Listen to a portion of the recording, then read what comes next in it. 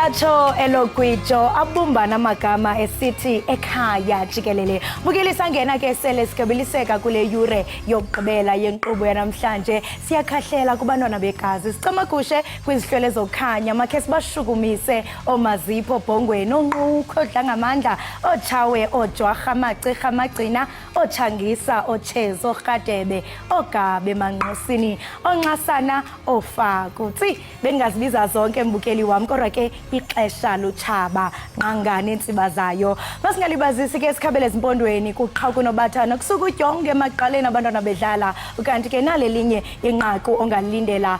Indoda ke ethe yadubula yenzakalisa amapolisa amathathu oyeyibize ukuba aye kunceda ngethuba kukho abantu abathinjiweyo eKropa Park eBedfordview kwiphondo laseRhawutini ijulwe ngaphaya kwezitixo. Kunintsi ke mbukeli esikuphathele wona ukuxhobisa uqiniseka into yokubana uyazi ngako konke okuqhubekayo. Ndimle ke unonkanyezi le inkanyezi enomsantsa phakathi kwezinye umadlongothi umazipha umamshukuma umazondwa ngento zakhe ewe kaloku camagushe kotolo komchenge kopanikazi ndihamba naye mamtshali. Mbukeli siyazi ukuthi usajabule weneme futhi nje uthokomele lapha ekhaya lakho. Uyazi impilo inokusiqhamukela ngendlela engafani. Unokubona abantu obufunda nabo bephumelela bema university bethola imisebenzi beshada bethenga imizi nezimoto kube mnandi kodwa uthola ukuthi wena awukalungelwa yilutho sebezobuya ke emathekwini nakogoli ke bezonikhombisa ukuthi hayi izinto ebahambela kahle. Ungakhathazeki mbukeli liyeza elakhe ithuba. Isizulu sithi akuvelwa kanye kanye. Igama lami nguNoxolo Mamtshalo komwali ihlabanga lelimhlophe qwa intokazi yale ondini ngasesham mthetho sesifundazwe sidala. Sibonge kakhulu ngokuthi uhlanganyele kanye nathi la ekhaya Jikelela. Ihora lesilogcina ncike lelimbukelo siliqala ngokubheka kwehamba phambili.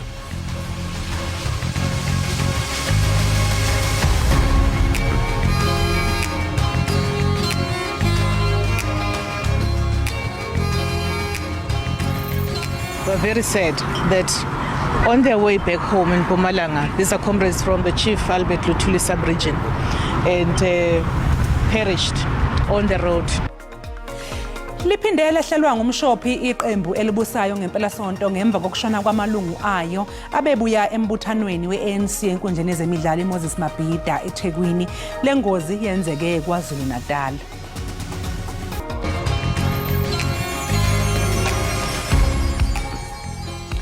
Kuphangalale abantu abayisishagalolunye ngesikhathi ibhasi abebehamba ngalo ligenqika emgwaqweni uR33 phakathi kweFilidi neDumbe enyakatho yeKwaZulu Natal entathakusa namhlanje.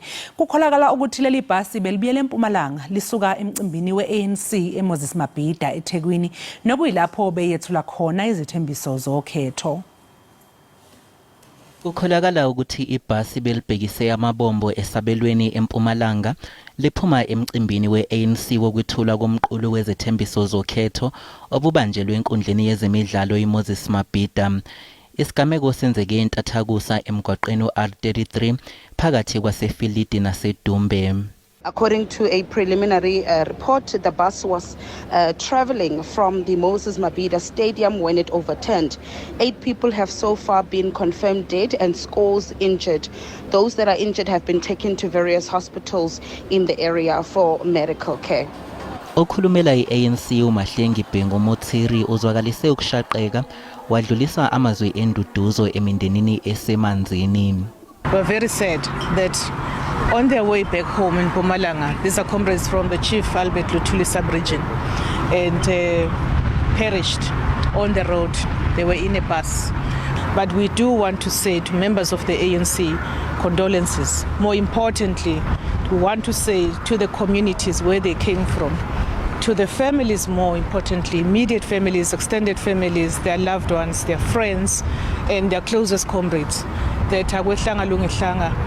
Uphinde waqinisekisa imindeni kanye nabeseka iqembu ukuthi ukhongolose uzosebenza ngokuzikhandla uqinisekisa ukuthi uyalinqoba ukhetho lukazwelonke ukuze uhloniphe impilo yabaphangalele. Abahlalutyi bezoqoqosho bathi uMzantsi Afrika kufuneka ube neenkqubo ezakunceda ekutshintsheni imeko yezoqoqosho. Bakuthethe oku ngethuba bevakalisa uluvo lwabo emva kokuba i-ANC ithe thaca uxwebhu lwayo lwezithembiso zolonyulo ngoMgqibelo eThekwini. Eyona nto ke iphambili kwi-ANC kuqinisekisa ukuba kukho amathuba emisebenzi kweli lizwe, ukuvuselela amashishini kwanokujongana neendleko zokuphila. Njengoba nje amabombe ebheke okhethweni oluzokuba ngoNhlaba, amaqembu ezombusazwe aphithiza izwe lonke enza izethembise izoheha abantu kuba bawavotele. Iqembu elibusa i-African National Congress ithembise ukwenza inguquko ezothuthukisa izimboni zakuleli ngenhloso yokusimamisa umnotho. Leli qembu lihlela ukuvikela izimboni zamasu nokweseka amabhizinisi amancane, liphindela ibophezela ekutheni lizoxazulula ingqinamba ezikhona njengamanje kwezamandla nakwezokuthutha. The ANC will drive industrial growth, innovation, and job creation. We will focus on industrialization and re-industrialization. We are the most industrialized country on the African continent. Abezomnotho bathuma i-ANC ibuye emandleni bese izenze lezi inhlelo kuzoba nezinguquko kwezomnotho kuphinde kuyixazulula inkinga ababhekene nazo abantu bakuleli. If they do this well, we'll get closer to getting the NDP goals for 2030 met. But given where the state of the economy is, you just need to transform the structure of the economy. Omunye umhlaziyi wezomnotho uyavuma ukuthi kumqoka ukwenza lezi nguquko. Many of the things that the president has now promised to be fixed did work before and were broken under an ANC government. Abantu bakuleli bazoya mhlazi ngama-29 kuNhlaba okhethweni lukazwelonke nokuwukhetho olubukeka lizoba nzima kakhulu. Ogaqele esokuba nguNdunankulu waKwaZulu Natal eqenjini iDemocratic Alliance uChris Pappas uthi iqembu lakhe linezixazululo zokulungisa inkinga zalesifundazwe. Ekhuluma nabeindaba ngaphambi kwenkulumo ebhekiswe esifundazweni kuleli sonto elizayo, uthe iDA ingaqala ngokubuyisa uzinzo lwezidingo nqangi enjengamanzi kanye nogesi. Umemezele izinto eziyishumi abangaqala ngazi kuyilungisa uma nje bengangena emandleni kulesi sifundazwe. Iqembu iDA seliphinde kaningi ukuthi lifuna ukugudluza uhulumeni ka-ANC okhethweni oluzayo ngoMeyi. Kodwa ukufeza lokhu bayavuma ukuthi bazodinga ukubambisana ne-IFP ukuhola kulesifundazwe noma bahole ngokubambisana namaqembu uChris Pappas oyimeya yokuqala kumasipala oholwa yi-DA kulesifundazwe, umasipala waseMngeni oseHawiki. Ukholelwa ukuthi angakwazi ukuhlenga isifundazwe kulezi inkinga esibhekene nazo zokuntula kwezidingo nqangi. Our province is full of people who want to contribute towards accountability but also rebuilding. In Umgeni, we've established civilian oversight committees and civilian technical expertise who help government free of charge without an interest in the procurement process. Upappas uthi bazonciphisa amalunga amabhodi ezinkampani zikahulumeni ukuze kube nemali yokuhambisa izidingo nqangi. We know that people are enjoying themselves off of public benefit, and this has to change. And I'm sure once we announce the lifestyle and skills audit like we saw in Umgeni, a number of people will conveniently leave because they know what's next. Iqembu lithi ucwaningo lwakamuva abalenzile lukhomba ukuthi ANC izothola 30% wamavoti kulesifundazwe. Will we work with the EFF? No. We're clear on that. Will we work with the ANC? Not in its current form. No.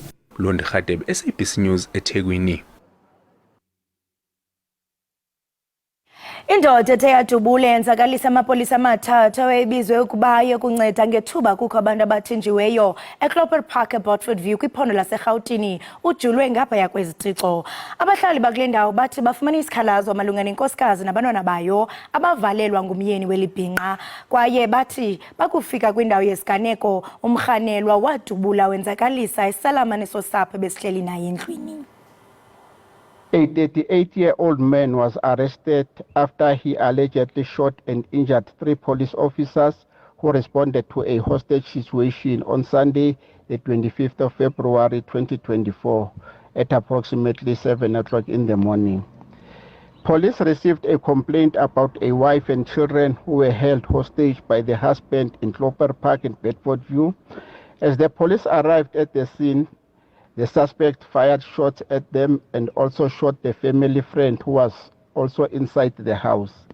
The SAPS hostage negotiator and task team were summoned to the scene. The suspect released all the other victims and surrendered himself to the police. He was then arrested and will be charged with 4 counts of attempted murder, kidnapping, and assault with intent to cause grievous bodily harm. The injured police officers and the family friend were taken to the nearest medical care center where they are in a serious but stable condition. Abaholi bamazwe ase-Afrika bancome kakhulu amagalelo obengumengameli wezwe laseNamibia Geingob enkonzweni yokufihlwa kwakhe eWindhoek. Geingob wedlule emhlabeni ngasekuqaleni kwalenyanga emva kokugula ngenxa yomdlavuza. Inkonzo yokufihlwa kobengumengameli wezwe laseNamibia Geingob beyihanjelwe nangomengameli abangaphezulu kwama-20 abebeqhamuka emazweni ahlukene alapha e-Afrika.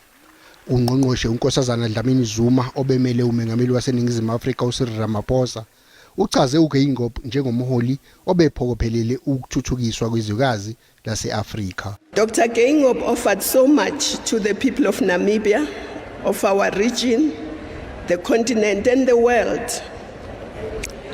He believed in peace and shared prosperity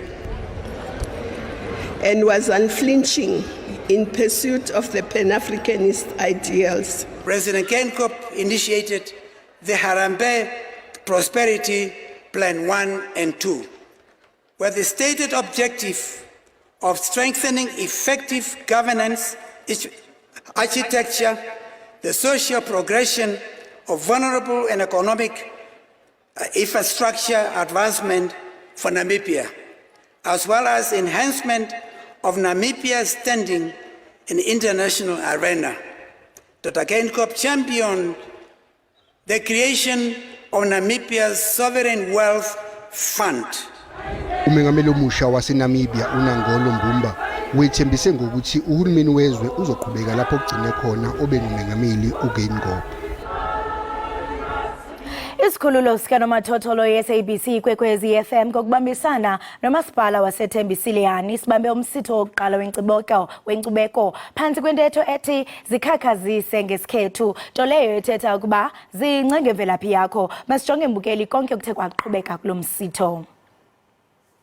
Bekusindwe ngobethole emcimbini wokubungaza amasiko ahlukene kumasipala iThembisile kwamhlanga eMpumalanga. Kulo mcimbi osihloko sithi zikhakhazise ngesikhethu, osomabhizinisi abasafufusa banikezwe inkundla yokukhangisa ngemikhiqizo yabo.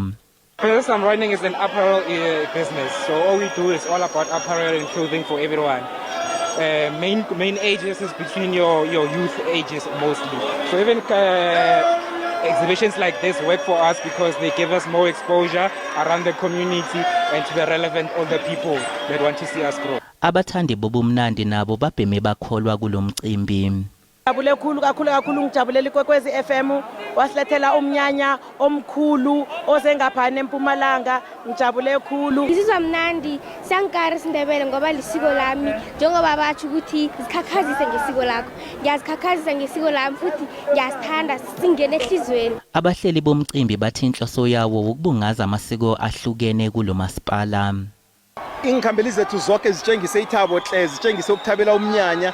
Nawuthi uyezwa njenganje kuhloko mangenye indlela itata Wilile Solomon Mahlangu zitshengisa ukuthabela umnyanya ngoba zifumene ithuba lokuthi zihlangane nabavuma babathanda ngobduze, abosobukhwara babathanda ngobduze, kuthi ngale kwalapho kodwa kwaba nethuba lokuthi bakwazi ukuthabela nakumvumo. Konke lokho kwenzeka ngegama lekwekwezi FM. Ngenxa yesasasa lawo kulonyaka kuthenjwa ukuthi usuzobanjwa minyaka yonke. Mbukeli okwamanje ke siphosa amehlo ke sibone ukuthi kumi kanjani lapha kwisimo sezulu.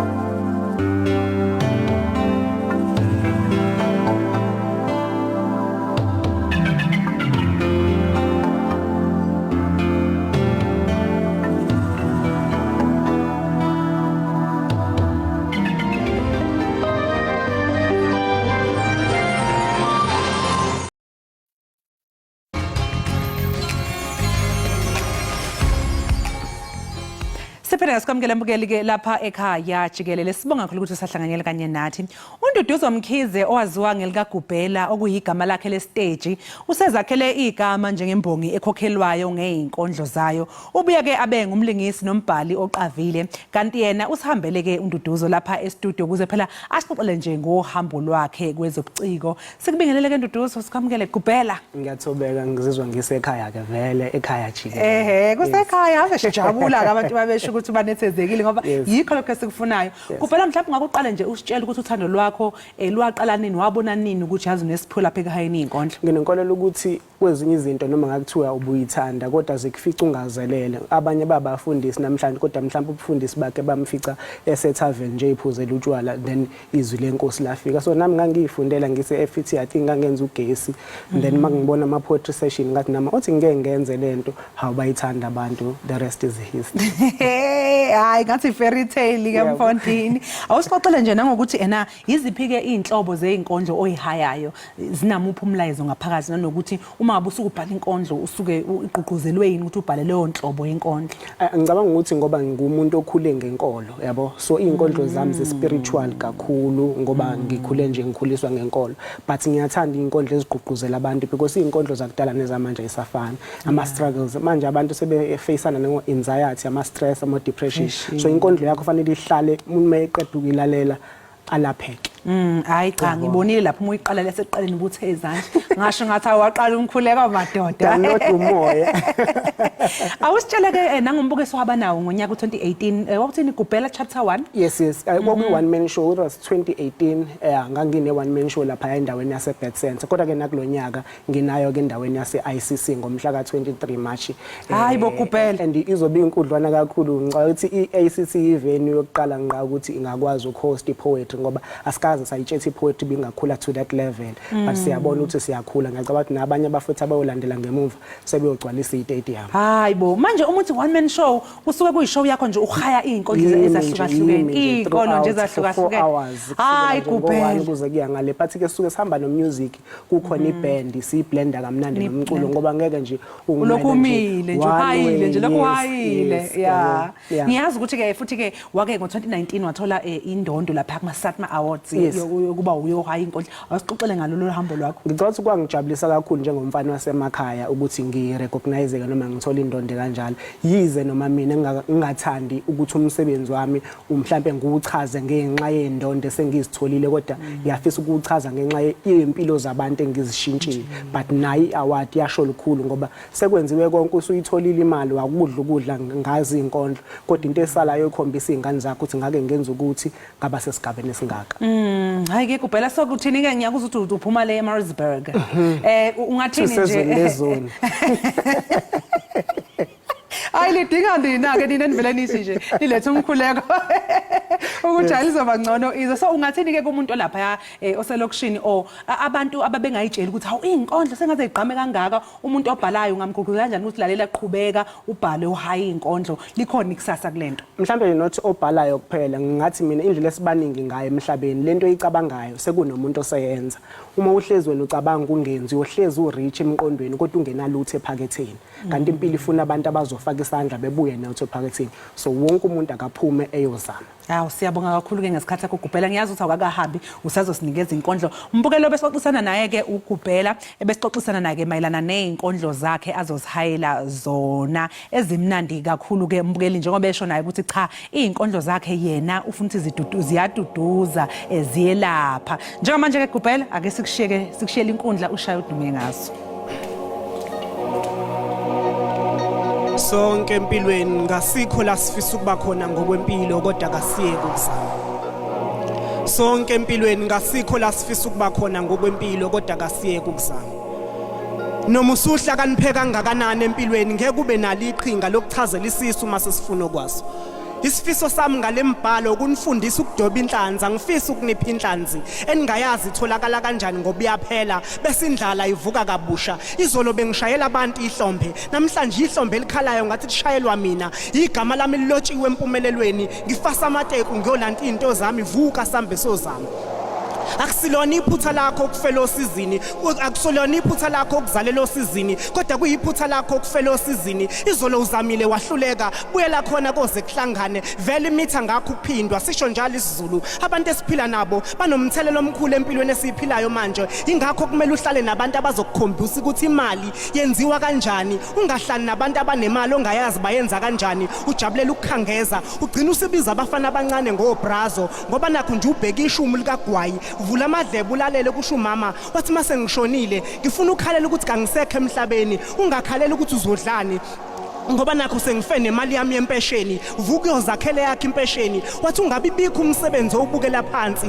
indlela zokuphanta ezihlukile kodwa imali iyafana abanye basaba ngisho ukudayisa amagwinya erenki bathi bazothini nje abantu awushoke wena usaba amehla abantu noma usaba indlala ngoba mawusasaba amehla abantu kushuthi akukalambi ngokwanele ngoba indlala iyawaqeda amahloni ugcina sowenza noma yini nje ukuze uthole okuya ngasethunjini kusho umama wathi indodana indoda ayilali kuze kushona ilanga kodwa iyazama kuze kushona ilanga ngoba ilanga maliphuma lishiya ithuba lesibili lokuzama ngathatha inkondlo zami ngaphuma ngomnyango ngayozama wathi buya wozala ukhohle ukuthandaza ubophanta engathi awuzothandaza bese uthandaza engathi awuzophanta leyo ke imfihlo yamaphanta ukhumbula impumelelo ayinaminyaka abantu abaneminyaka ngakho ke yeka ukubala iminyaka balibusiso mawusaphila nansi imfihlo yokugcina yempumelelo noma usunakho konkeke uhloniphe ngathi awunakho konkeke ube phansi wena imisebenzi yakhe baphezulu ngoba kubhlungu ukubona umuntu esephezulu imisebenzi yakhe iphansi usabe nokumxoshela usizo lakho umnikeze uzofinyelela kanjani kuye ubagadeka abantu basondeze eduze kwakho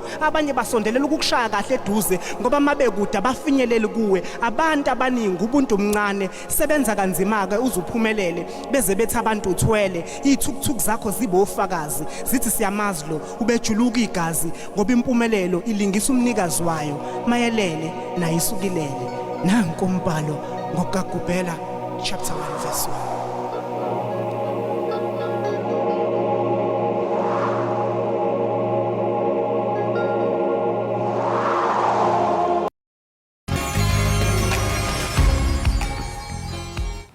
Siphinde ke sikwamukele mbukeli lapha ekhaya Jikelele sibonge kakhulu ngesikhathi sakho sibonge nakusonkondlo wethu osihayele inkondlo ngaphambi ke ukuthi ke siye ekhefini mbukeli udlame lwezobulili ukusetshenziswa kwezidakamizwa ngezinye ke zezinto ezenza ukuthi umphakathi wasemthonjaneni usukume uyithintithe uzame ukubhekana nalesihlava sibizeke umeya walomasipala umthonjaneni ubaba Umbangiseni Biyela ukuthi ke azosichazela kabanzi ngalokhu asikubingelele emhlonishwa sikwamukele lapha ekhaya Jikelele. Angibingelele ehlabangane nabalaleli bonke basemthonjaneni eSouth Africa yonke. Sibonge kakhulu mhlonishwa ngesikhathi sakho namhlanje. Besicela nje ukuthi mhlonishwa umeya usichazele kabanzi ngale fun walk ebeninayo ibimayelana nani? Ngakusho nje umsakazi ukuthi hayi bakwezidakamizwa la kuningi okwenzakala lapha emphakathini wakithi la emthonjaneni. Ukubulawa kwabantu izidakamizwa zidlangile nokudlongela kweingane kudlangile la emthonjaneni ingakho siphuma umkhankaso wokusiqa ake siukhuze lo mhlola lo besihamba nabefundisi futhi bekhona benkolo inkolo zonke zehlukehlukene bezokhuza nabo bebabaza ukuthi kwenzakalani ezweni lakithi ngaleli ndlela abantu abadlanga izidakamizwa bese bebulalana futhi bekuyilokho ke umkhankaso besibhekene nawo. Niwunxenxe kanjani ke umphakathi mhlonishwa ongaphansi kwamasipala umthonjaneni ukuthi nje ke ube ingxenye yale fun walk? Sikhiphe nje imemo wonke amawadi awu-13 ukuthi besondele ukuthi besizokhuza lo mhlolo sisonke namakhosi besiwamemele ngenhlanhla ke noma ngebhadi abe sephuthuma eThekwini komunye umhlangano kahulumeni eminyangweni wawo ingakho kube singenawo kodwa induna bezikhona nazizobabaza lo mkhuba lona ukuthi akuphele lokho kudla kwezidakamizwa kanje nokudlongela kweingane nokubulalana kwabantu. Ngiyezwa mhlonishwa njengoba uPaula na ukuthi izinga lokusetshenziswa kotshwala kanye nje nezidakamizwa liphezulu kakhulu kulowo ndawo engabe mhlawumbe kukhona yini ukusebenzisana okukhona ke phakathi kwenu kanye namaphoyisa mhlawumbe ukuzama ukunqanda lesihlava? Bamsena kahle kakhulu namaphoyisa la elokhuzene emthonjaneni agijima usuku nosuku uzama ukunqandwa lokho kuleli viki nje liphelile kula abantu abawu3 batholana sebefile eplazini bekhishwe ngocingo nje endlini kwathiwa nakho ozolanda imali yakhe sebobabulala batholana sebefileke bonke lo kade ungcwatshwa nje izolo ngesonto wakhona le ethuba lethu elokishini lethu. Enye into umhlonishwa eyiqapheleke ukuthi intsha ikakhulukazi njengoba nje ke imisebenzi yentuleka njalo njalo uthola ukuthi ke esikhathini esiningi intsha igcina isiwuvanzi okungaholela ke nasekutheni mhlawumbe siyiboneke singene into ezifana nezidakamizwa njalo njalo. Ngabe mhlawumbe nani njengomasipala nje ninawo yini mhlawumbe inhlelo ezingabhekela ukuthi ke zizama ukunqanda ukuthi intsha ingabi uvanzi kakhulu? Senza ngakho konke kusemandleni ukuthi intsha siyibumbe ibe into eyodwa ibe nesikhathi esiningi sokuyivocavoca kwezemidlalo njengoba besivula nje elokhuza swimming pool lapha senzela khona ikwazi ukuba busy kwezemidlalo sibana nezemidlalo ibhola netball volleyball ukuthi nje bekwazi beqoqo bebandawonye imizamo kamasipala ke yonke le ukuthi intsha siyinakekele kakhulu. Manje mhlonishwa ucabanga ukuthi ngale fun walk nizokwazini ukuthi ke nizuze lokhu enikuhlosile? Siyathemba ukuthi sizozuza ngalokho esikuhlosile ngoba umlayezo bawuzwile ukuthi kuthiwani sithini sikhuza sibabaza lo mhlolo owenzakala kuleli zwe lakithi nala emthonjaneni ukuthi akuphele lokhu kungenzeki. Sinayo ke imikhankaso esiphumayo ke nokuthi masihambele igcawu esisuke kungezentuthuko sudlulisa umlayezo ukuthi hayi ehlisane idakamizwa ngabantu abasukubulalana nasendweni zamakhosi siyakhuluma nendaba zokuthi ziphele idakamizwa nokubulalana kwabantu. Ayike mhlonishwa mhlawumbe sasiphetha nje usitshela mhlawumbe ngokuthi intsha ikakhulukazi lapha emthonjaneni uma ngabe mhlawumbe kukhona lapha efisa ukuyokhala khona kungenzeka ukuthi mhlawumbe amathuba emisebenzi kungenzeka ukuthi ifuna izeluleko noma mhlawumbe amathuba ukuthi izipho into abangakwazi ukuthi bayibandakanye nazo ukuze ba avoid khona lokuthi babe uvanzi mhlawumbe imiphi iminyango noma indawo lapha engabalekela khona eningathi cha iminyango esihlezi ivuliwe ukuthi bangeza bakwazi ukuzotheleka ulwazi. Ngisho nje ngithi kuyo lenyanga ephelele uJanuary intsha eningi eyi78 siseyikoleni ema university intsha u78 senzela ama drivers license ibhizi nje benza ama drivers license la kwamasipala iyona ndlela ezama ngayo ukuthi selekelelo ukuthi bethola ama drivers license bekwazi ukufuna amatoho bengene emateksini bengene emabhasini bakwazi ukuzuza ke sikwenza minyaka yonke lokho bazuza futhi ngalokho ingakho sithi intsha siyinakekela kakhulu ukuthi ibe nekusasa ekuthakazile. Sibonga kakhulu ke mhlonishwa umeya ngesikhathi sakho namhlanje sikufisele nje usuku oluhle. Ngibonga kakhulu nawe msakazi ngithokoza kakhulu nakubalaleli. Yebo. Lowo ke mbukeli bekuyimeya yasemthonjaneni umhlonishwa umbangiseni Biyela ebesixoxisana naye nje ke mayelana nefun walk abathe baba nayo ebekuyokukhuza isihlava sokusetshenziswa kwezidakamizwa yintsha ubugebengu njalo njalo lapha endaweni ke yasemthonjaneni sothi ke qu eyitolo mbukeli sobuya nje emva komzuzwana.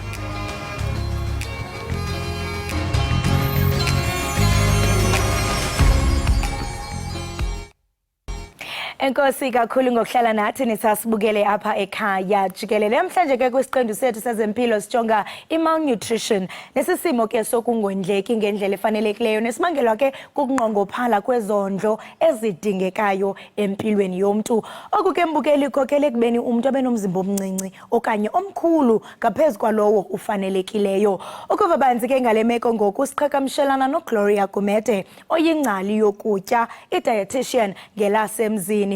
Gloria masikubulise apha enkqubeni ekhaya Jikelele sibambe ngazibini ngokuba wenza idinga kunye nathi. Ngiyabingelela mfakazi ngiyabingelela nakubona bonke abasemakhaya. Enkosi kakhulu seda apha ngomba wezempilo sijonge i-malnutrition. Xa siqala nje ndiyafuna into yobana usixelele kuba yintoni i-malnutrition kwaye ke zeziphi impawu zayo eziqhelekileyo. I-malnutrition mengayibeka nje ngolimi lesiZulu isifo sendlala. So isifo umuntu asitholayo ngokungadli ngendlela ekuyiyona. So sihlukene kabili ke khona lokho esikubiza ngokuthi i-undernutrition lapho umuntu enomzimba khona omncane ngokwelimi lesingisi sikubiza ngokuthi umuntu usuke underweight or wasting. Mase kuba khona ukuthi uhlobo lwe-malnutrition esilibiza ngokuthi it's overnutrition. Lapho ke umuntu ke lokho kufanelekile emzimbeni, lokho esikubiza ngokuthi umuntu usuke se-obese. Ndiyekuva pho Gloria uyachaza into yobana ngumuntu ongazi ukutya kakuhle. Ndiyarhalela uqonda into yobana mhlambe umntu ade afikelele kwelo nqanaba lokuba angatyi kakuhle unobangela uba yintoni? Ziningi-ke imbangela zokuthi umuntu angadli kahle.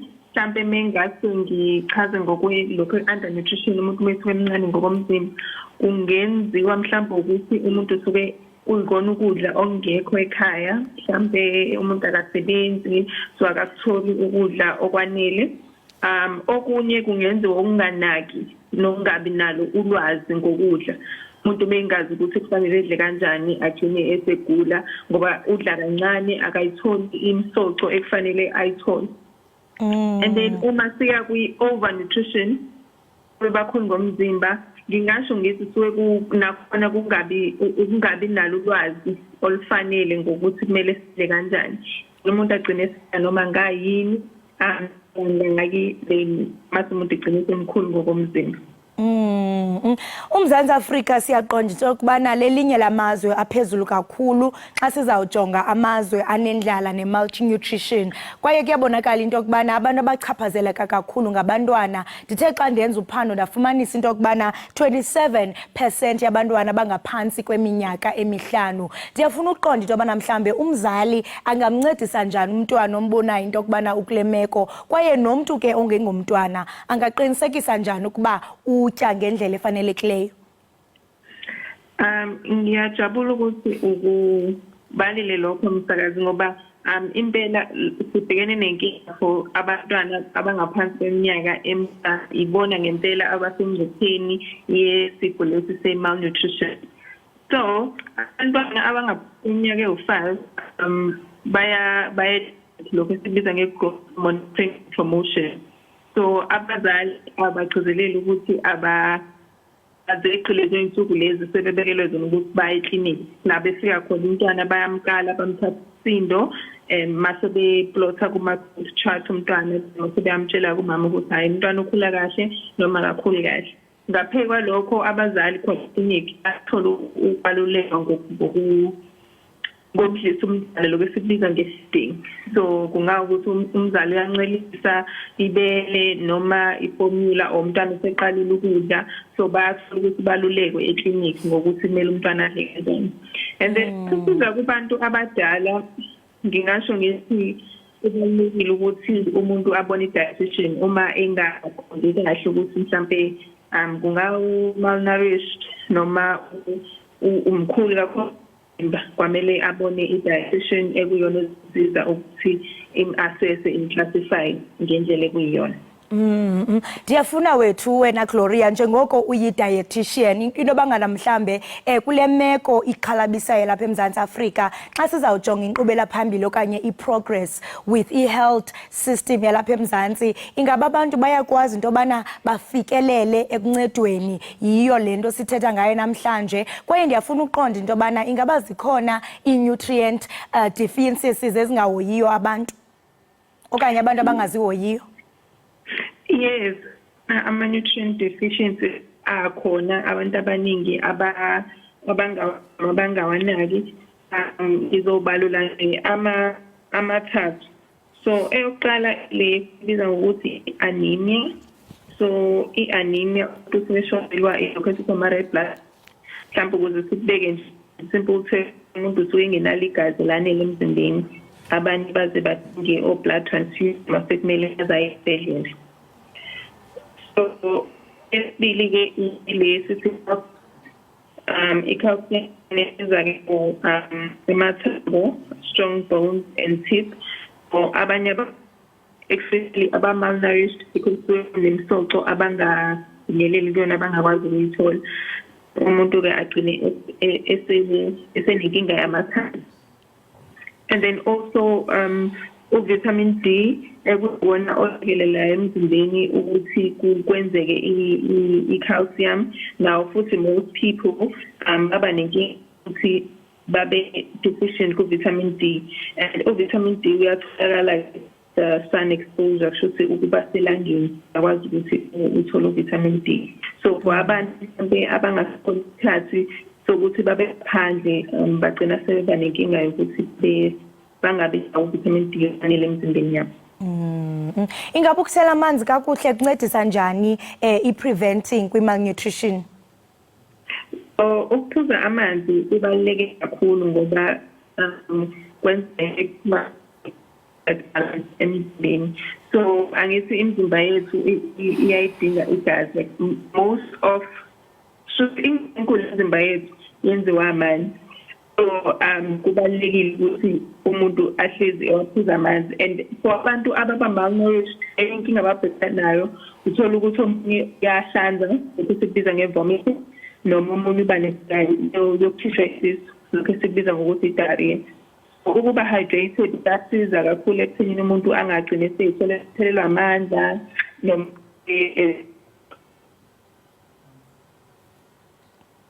usekhona Gloria? Ngathi unakuqhawukani, ngathi ungafumana indawo ongazugunqa kuyo. Right, mbukeliwe ekhaya Jikelele, kuyaphawuleka into yokubana asisakwazi ukuqhagamshelana no Gloria ngenxa nje yamandendindi nobuxhakaxhaka obuthe baphazamisa, kodwa ke besithetha naye uGloria Gumede oyi-dietitian besichazela ke ngesimo sokungendleki ngendlela efanelekileyo. Saqhubeka ke mbukeli sikuphathela amanqaku atshotshe entla nodliwanondlebe oluzawuthi lukuxhobise, kodwa ngoku masithi qhwisi bhatala amatyala qiniseka ukunqanqusha lazi bukele ekhaya Jikelele.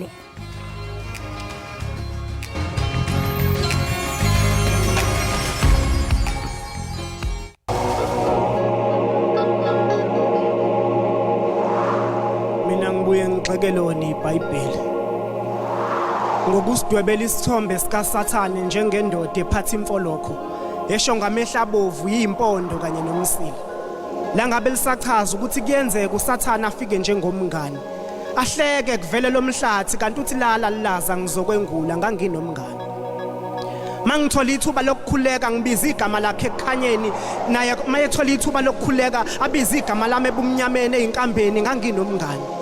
Mangimcelele enkosini ngibiza indoda enkulu engumqali engumphelelisi, naye ebiza amadoda amakhulu avala thaqayishi ngishane amadoda omgede. Ngithi baba wethu osezulwini ethi naye madoda amakhulu asemkhathini, ngangizama ngamandla okugcina ukuzama ukuvusa umuntu ozama ngamandla okugcina ukungwisa nganginomngane. Ngibiza igama lakhe ethempelini mangimkhulekela, naye abiza igama lami endumbeni mayengikhafula nganginomngane.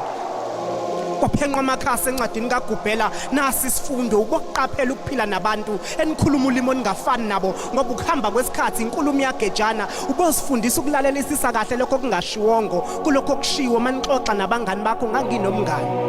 Okuncane ngikutholayo ngimhlephelela, okuncane akakutholayo athenga izinkukhu achoma inaliti ethi makushabalale konke ngami nganginomngane, ngangingenza noma yini ngangamfela, naye wayengenza noma yini ukuze ngife nganginomngane. Ngathatha ucingo ngafonela udadewethu, mntaka baba sekwenzeka inhlakelela labe nginomngane. Wathi wenzeni wakho umngane? Uthi indaba yaqala ukonakala ekuqaleni mzukwane emxoxela ngesoka lakhe limthandayo, wagcina wangafuna isoka elifana nelakhe, wagcina wafuna isoka lakhe mayembonisa umzimba wonke. Awungiyamsaba umngane. Omunye kwathi angibambele nansi ibhiye yami mngane nami ngisayochama namhlanje sihamba phe kwakhe. Omunye wayinamaphupha amakhulu ngempilo wawaxoxela umngane wakhe namhlanje sihamba phe kwakhe. Omunye kwathi wadlana nakho ukudla mngane wami ngikwenzele wena ngendlela ekhethekile namhlanje sihamba phe kwakhe. Hawu ngiyamsaba umngane, ngimfisela impilo engcono yena efisa impilo engcono ukuthi ngangifici nganginomngane. Ngoba kwesinye isikhathi empilweni asikhaliswa ukuthi kwenzekeni, sikhaliswa ukuthi kwenziwe wobani.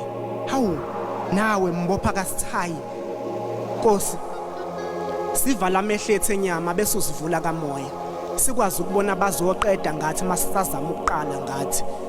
Nanku umbhalo ngokaGubhela chapter 1 verse 1.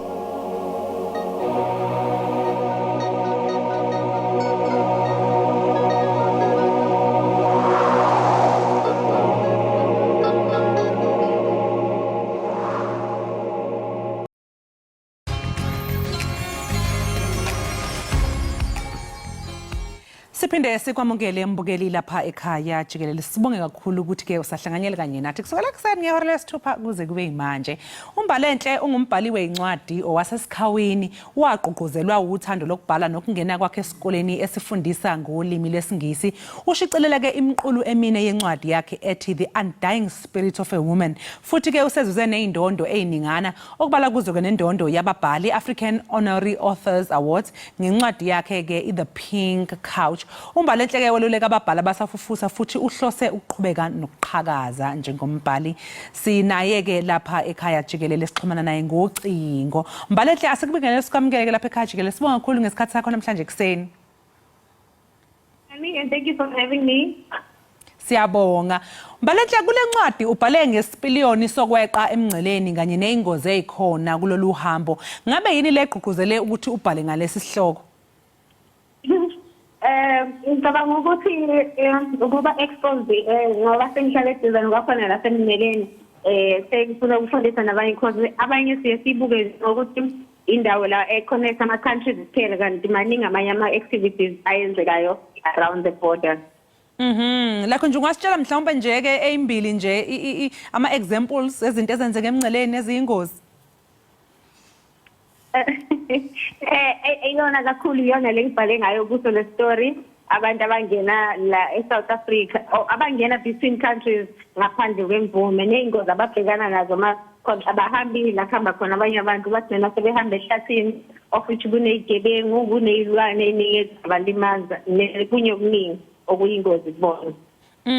Ungathi mhlawumbe usebenzise lokho ukuthi wacwaninga ke wasuyalungiselela ukuthi ubhale mayelana nezigigaba nje zabesifazani kakhulukazi abanjengo Sophia kanjena ngimbonile uSophia lapha encwadini beza lapha eNingizimu Afrika bezofuna amathuba angcono njengoba usushilo ebese behlangabezana ke nezigigaba endleleni. Yebo ikona kungingisathile. Hayi ibhlungu kakhulu ke indaba kaSophia ngoba yena siyazi ukuthi siyabona siyafunda ukuthi wadlwengula ngesikhathi ezama ukuthuthukisa ke isimo somndeni wakhe. Yimuphi nje umlayezo othemba ukuthi abafundi bazowuthatha kulokhu akuhlangabezane noSophia? Ukuthi kuyasiza ukuthi ulinde isikhathi esi-right understand ukuthi wonke umuntu ufuna ukwenza impilo yomndeni wakhe ibe ngcono. Kodwa kulungile ukuthi ulinde isikhathi esi-right ebese wenza yonke into ngendlela ngesikhathi esi-right uzobe sekuyenzeka ngale ndlela efana kwenzeke ngayo. Kunomlingisi ke osopolitiki futhi laphayana okungiyena kodlengula uSophia umuntu nje onamandla futhi ke onethonya. Yini ke ekwenze wembalenhle wanquma wena ukuthi ufake lolu daba kule ncwadi?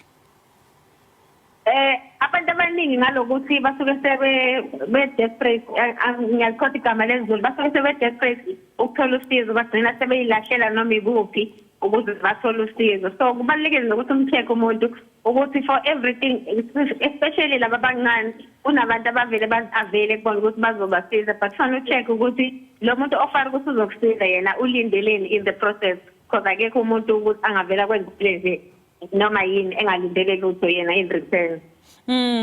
Ungathi Mbalenhle kubaleka kangakanani ukuthi ubhale ngalama themes ngoba yabona nje ubuphofu, ukufuduka, udlamelo ocwansi njalo njalo. Ngoba lezi zinto lezi engibhale ngazo izinto ezenzekayo zikhona la kuthina emphakathini isithathe mhlambe abaningi bethu abathanda ukukhuluma ngazo noma ke siyenze ngathi asiboni. So kubalekile ukuthi sifundisane sibhale ngazo ukuze nabanye bathole ulwazi. Bali incwadi yakhe itholakala kanjani for umuntu othi uyafisa ukuthi ayithola ifunde?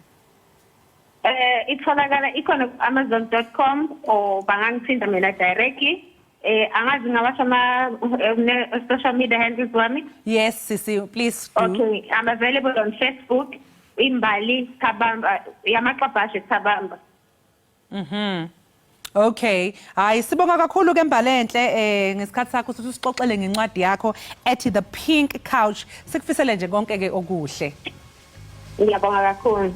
Lo ke mbukeli bekumbalenhle equlu ongumbhali kwencwadi ethi The Pink Couch obesixoxela ngokuqukethwe ke ile ncwadi yakhe. Njengamanje ke mbukeli sesifikile ke kuphela ngohlelo lwakho Ekhaya Jikelele. Kusasa kuseni ngo6 am siyabuya. Ngiyabona yaxa kuthiwa into emnandi ixesha lithi fly.